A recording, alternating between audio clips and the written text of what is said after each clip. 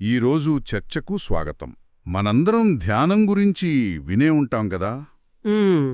చాలా మందికి దానిపై ఒక అభిప్రాయముంటుంది. అవును, అవే కళ్ళు మూసుకుని ఏదో ఒక అద్భుతమైన ప్రశాంతమైన స్థితిలోకి వెళ్ళిపోవటం. ఒక రకమైన ఆనందంలో తేలిపోవడం. సరిగ్గా. కాని మన దగ్గరున్న ఈ సమాచారం ప్రకారం ఆ ఆలోచనే పెద్ద సమస్య అట. అవును. ఈరోజు మనం దీని గురించే కొంచెం లోతుగా మాట్లాడుకుందాం. ధ్యానంలో ఆనందాన్ని వెతకడం వల్ల అసలుకే మోసమొస్తోందని ఈ సమాచారం చెబుతోంది. అవును. దీని ఒక రకమైన ఆధ్యాత్మిక ఉచ్చు అని చెప్పొచ్చు. చాలామంది ఉత్సాహంగా ధ్యానం మొదలుపెడతారు. ఎందుకు? ఆ అనుభూతి కోసమేనా? చాలా వరకు ఆ ప్రశాంతతను, ఒక అనిర్వచనీయమైన అనుభూతిని పొందాలనే ఆశిస్తారు. అందులో తప్పేం లేదు. సహజమే. కాని మనం పరిశీలించబోయే ఈ సమాచారంలో ఒక అద్భుతమైన మానసిక వైరుధ్యాన్ని మన ముందుంచారు. ఆ ఆశ, ఆ కోరికే వారి పురోగతికి అతిపెద్ద అడ్డంకిగా ఎలా మారుతుందో ఇది వివరిస్తుంది. అదే అలా ఉందన్నమాట. ఈ సమాచారం దీన్ని ఎలా వివరిస్తుంది? మీరు చెప్పిన పోలిక చాలా కరెక్ట్. ఇక్కడ కూడా అదే జరుగుతుంది. ఈ సమాచారంలో నన్ను ఆకట్టుకున్న విషయమేంటంటే, ఈ ప్రక్రియను చాలా స్పష్టంగా విడమరిచి చెప్పారు. ఓకే. సాధారణంగా ధ్యానంలో ఆనందం ఎలా వస్తుందంటే, అది విశ్రాంతి నుండి పుడుతుంది. విశ్రాంతి నుండి? అవును. మరి విశ్రాంతి ఎక్కడ్నుండి వస్తుంది? మనసులో పేరుకుపోయిన ఒత్తిడిని, ఉద్రిక్తతను విడుదల చేసినప్పుడు వస్తుంది. అంటే ఆనందానికి ఇంత సింపుల్ ఫార్ములా ఉందన్నమాట.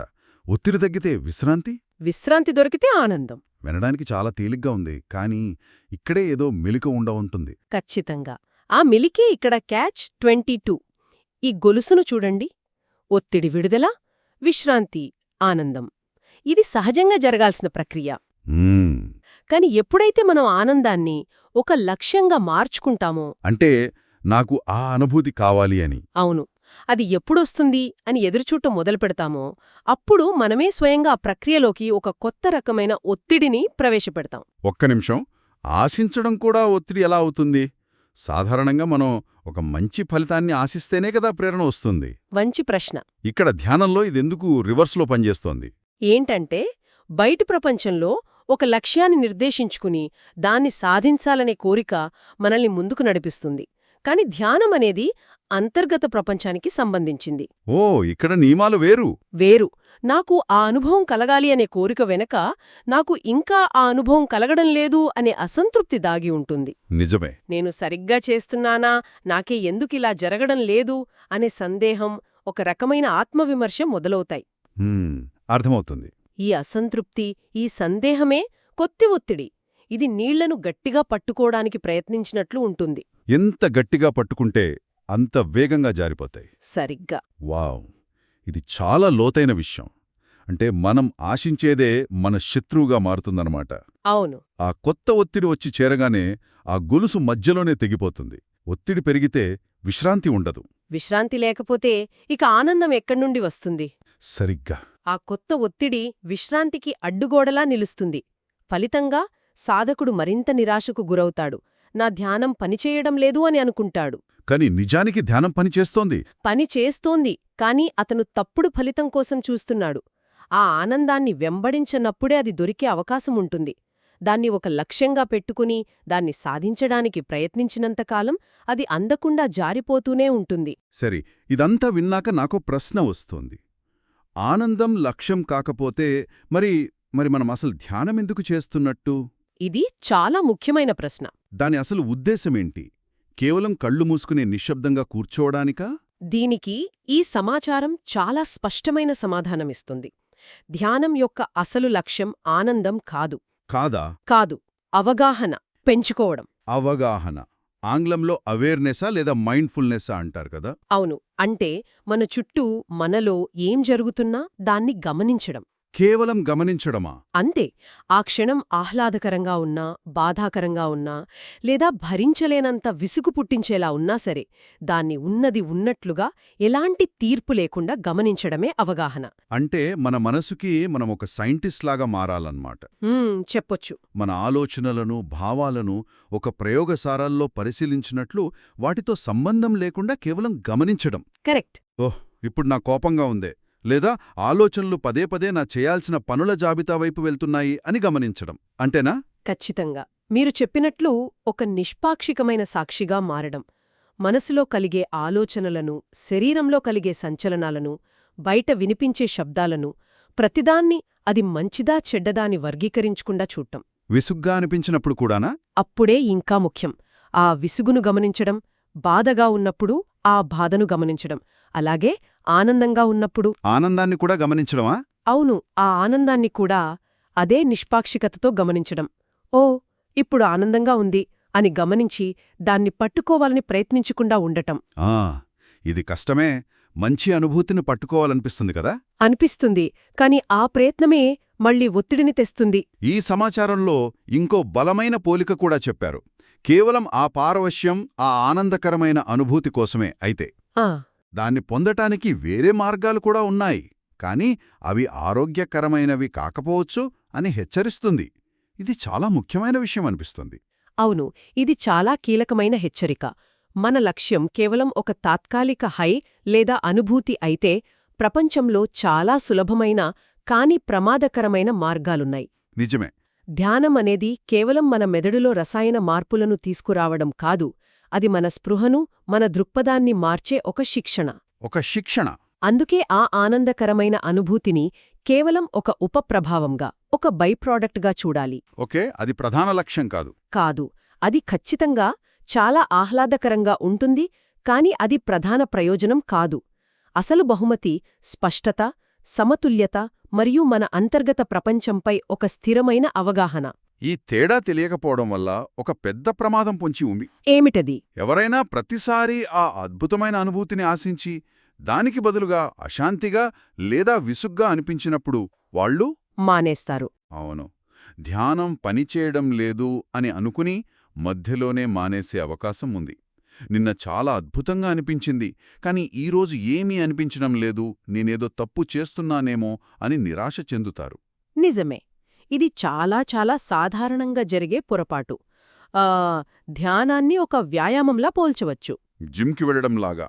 అవును, ప్రతిరోజూ జిమ్కి వెళ్ళినప్పుడు మనకు ఒకే రకమైన శక్తి, ఉత్సాహం ఉండవు. కొన్ని రోజులు చాలా బాగా చేస్తాం, కొన్ని రోజులు బద్ధకంగా ఉంటుంది.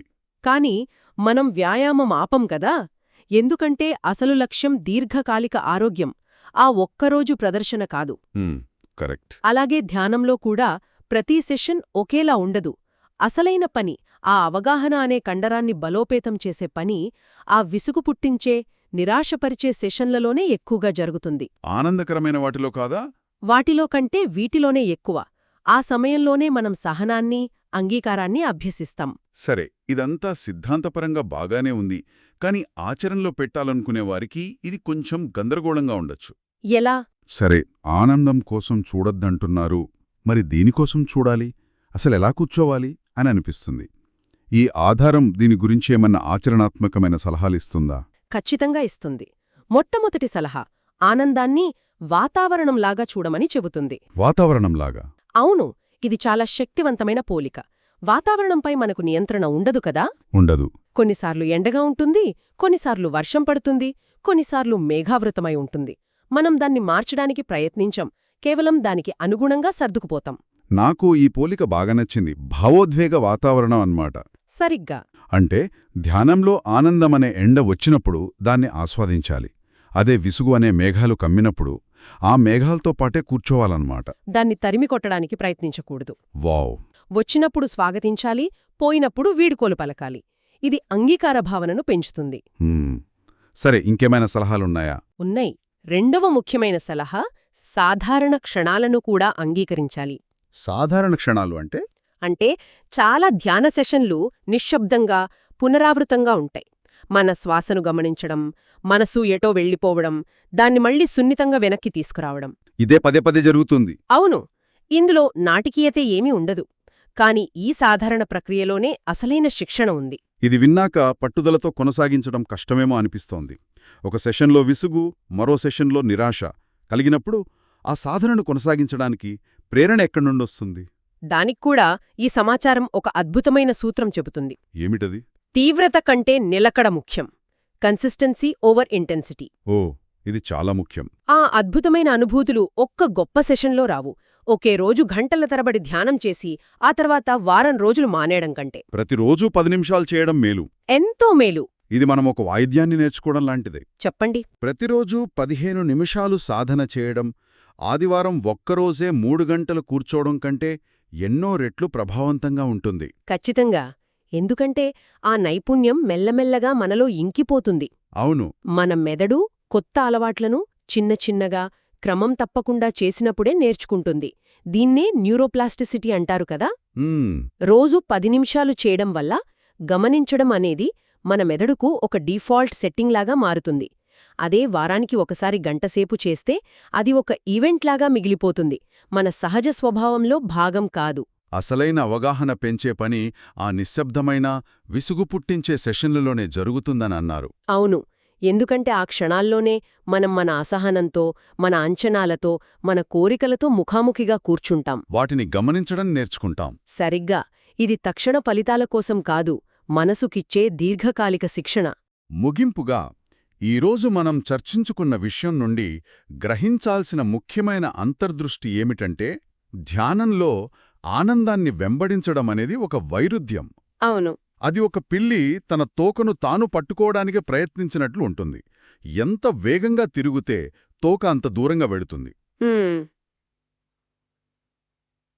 చాలా మంచి పోలిక. ఆ వెంబడించడం ఆపినప్పుడే బహుశా అది దొరికే అవకాశముంటుంది. కాని ఈ సమాచారం ప్రకారం అసలైన నిధి ఆ ఆనందం కాదు. అసలైన నిధి అవగాహన. ప్రతి క్షణంలోనూ అదెలాంటిదైనా సరే ఉన్నది ఉన్నట్లుగా చూడగల సామర్థ్యం. శ్రోతలు ఆలోచించడానికి ఒక చివరి ఆలోచన. చెప్పండి. ఈ సమాచారం ఆహ్లాదకరమైన భావాలను వెంబడించకూడదని చెప్తుంది. ఇది మరో ప్రశ్నకు దారితీస్తుంది. మరి ధ్యానంలో ఆందోళన లేదా విచారం వంటి అసౌకర్యమైన భావాలు కలిగినప్పుడు వాటి సంగతేంకి? ఇది మంచి ప్రశ్న. లక్ష్యం అవగాహన అయితే మనం ఆనందాన్ని పట్టుకోవడానికి ప్రయత్నించినట్లే అసౌకర్యం నుండి కూడా పారిపోవడానికి ప్రయత్నించకూడదా? అంటే వాటితో కూడా కూర్చోవాలా? ఆ అసౌకర్యమైన భావాలతో కూడా కూర్చోవడం, వాటిని గమనించడం, వాటి స్వభావాన్ని అర్థం చేసుకోవడం నేర్చుకోవాలా. బహుశా ధ్యానం యొక్క అసలైన శక్తి ఆనందాన్ని కనుగొనడంలో కాదు, దేనిలో ఉంది? మన అసౌకర్యం పట్ల మనకున్న భయాన్ని పోగొట్టుకోవడంలో దాగి ఉందేమో. ఇది మరింత లోతుగా అన్వేషించాల్సిన విషయం.